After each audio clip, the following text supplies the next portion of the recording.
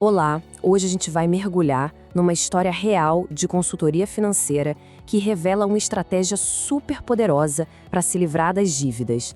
É uma daquelas lições que podem de verdade mudar o jeito como a gente olha para o nosso próprio dinheiro.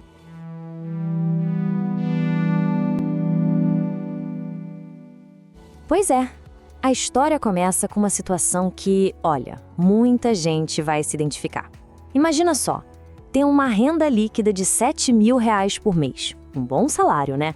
Mas mesmo assim se sentir com a corda no pescoço, totalmente afogado em dívidas. Como é que isso pode acontecer? Para a gente entender melhor, o caso era de uma servidora pública, sabe? Com aquela estabilidade que muita gente sonha. Um salário bom caindo na conta todo mês, mas que, ao mesmo tempo, carregava um peso financeiro gigantesco nas costas. E aqui o negócio fica sério. Olha só isso. Dos R$ 7.000 de renda, quase 4.000 já tinham dono antes mesmo do mês começar. A maior parte ia embora com empréstimos consignados, aquele que desconta direto do salário. Ou seja, gente, quase 60% do dinheiro sumia antes mesmo de dar um oi na conta. E essa frase, nossa, ela diz tudo, né? Ilustra perfeitamente o peso emocional que está por trás dos números. É aquela sensação de ralar, trabalhar um mês inteiro só para pagar a conta antiga, sem conseguir construir nada. É frustrante demais. E como é que você chegou nesse ponto? Não foi uma coisa só, sabe? Foi uma combinação, uma verdadeira tempestade perfeita. Tinha um histórico familiar de bagunça com dinheiro, gatilhos emocionais que levavam a gastos por impulso e, claro, aquele hábito perigosíssimo de usar o cartão de crédito para completar o salário. Aí, num certo momento, essa pessoa buscou ajuda. Começou a estudar sobre finanças, vendeu um carro mais caro, enfim, iniciou uma mudança de mentalidade. Parecia que estava no caminho certo. Mas, sempre tem um mas, né? Uma lição bem dura ainda estava por vir. Mesmo com todo esse conhecimento novo, o que aconteceu? Um outro empréstimo consignado. E não foi pouco não, R$ 20.000. Então, o ponto crucial aqui, pessoal, é que esse dinheiro não era para uma emergência que já tinha acontecido. Foi uma tentativa de criar uma reserva na marra, um colchão de segurança motivada pelo medo. O medo de precisar de dinheiro lá na frente e não ter de onde tirar. E o que aconteceu com essa segurança toda? Bom, ela evaporou. Foi embora em conserto de carro, cobrindo fatura de cartão. E aqui vem a lição mais importante: só saber a teoria não adianta nada se o comportamento não mudar junto. A prática é outra história. E é aqui que a história vira. É o momento em que o consultor da Cuidado Financeiro entra com uma ideia radical, que parece até estranha no começo, mas que mudou completamente o jogo.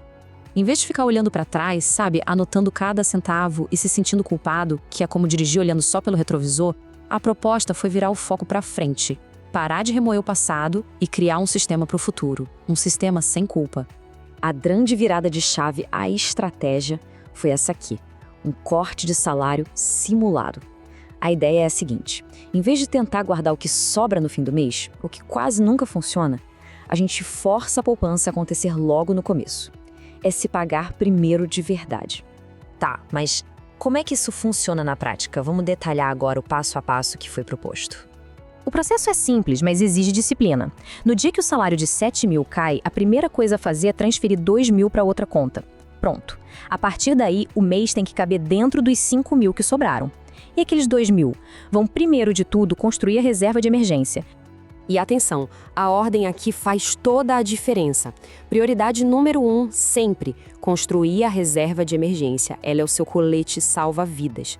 Depois, estancar o sangramento, parar de fazer novas dívidas parceladas.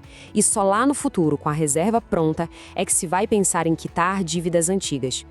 E o genial desse método, que é um pilar lá da metodologia do cuidado financeiro, é que ele não briga com a natureza humana. Ele entende que a gente tem impulsos, que a gente erra e por isso cria uma estrutura que funciona apesar disso tudo.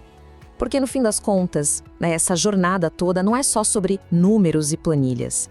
É sobre conectar o dinheiro com os objetivos de vida, com o que realmente importa.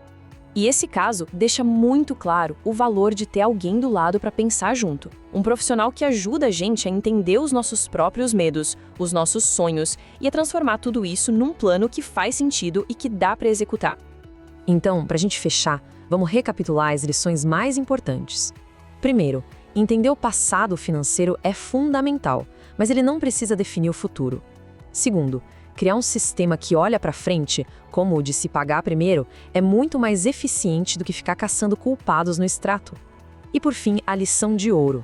A prioridade máxima é sempre a sua segurança, a sua reserva de emergência. E só um lembrete rápido, pessoal. Todo esse conteúdo é para fins educativos, tá? É baseado num caso real, mas totalmente anônimo, e não é uma recomendação individual de investimento. E a gente termina com essa reflexão do próprio consultor, o Admilson, que é a pergunta que realmente importa. Afinal, para que serve o dinheiro? Para quem e para qual objetivo? Entender o seu porquê é a verdadeira chave para a disciplina e, finalmente, para a liberdade financeira. Fica aí a reflexão.